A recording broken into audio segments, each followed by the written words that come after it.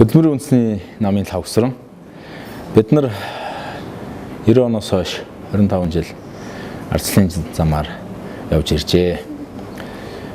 Олсон юм байна, алдсан юм байна. Миний харж байгаагаар бид нар нэлээдгүй барууны шугамар буюу одоо чөлөөт эдийн засгийн шугамыг ингээ барьж явж ирсэн гэж ойлгож байна. Миний би өөрөө ээж аавын буйнаар сайхан мэргэжил буюу инженери болоод өсөх орондоо 10 гаруй жил ажиллаад одоо ингээ 40 нэлээд гарчаад хоёр хүүхдүүд маань хөрхөн том болцоогоод ингээ явж байгаа.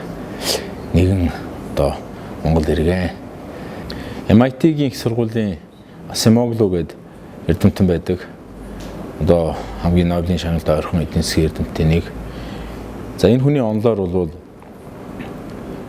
одоо шудраг гэх юм уу эрх мэдэл аль болох олон хүмүүс ингээ тархах тусмаа эдийн засгийн боломж одоо хүртээмжтэй болж тэр хэмжээгээр улс их орон хөгждгөө гэдэг ийм судалгаа байгаа.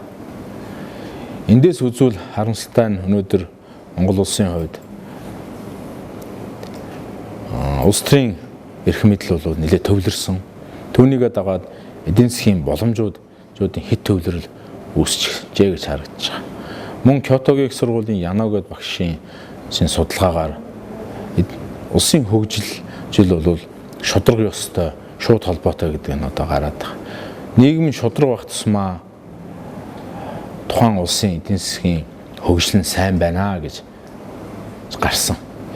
Эдгээрээс ингээ хараад байхад Монгол улсын хувьд одоо илүү зүүнний төвийн үзэл баримтлал ойртох цаг нь болчихжээ гэж харж байгаа. Энэ үзэл баримтлалыг үүнтэй холбоотуулсан урт хугацааныхаа стратеги өрийн хөтөлбөрүүдэд олон түмэндээ хүргээд зөвөр ойлгуулад ингээ явна.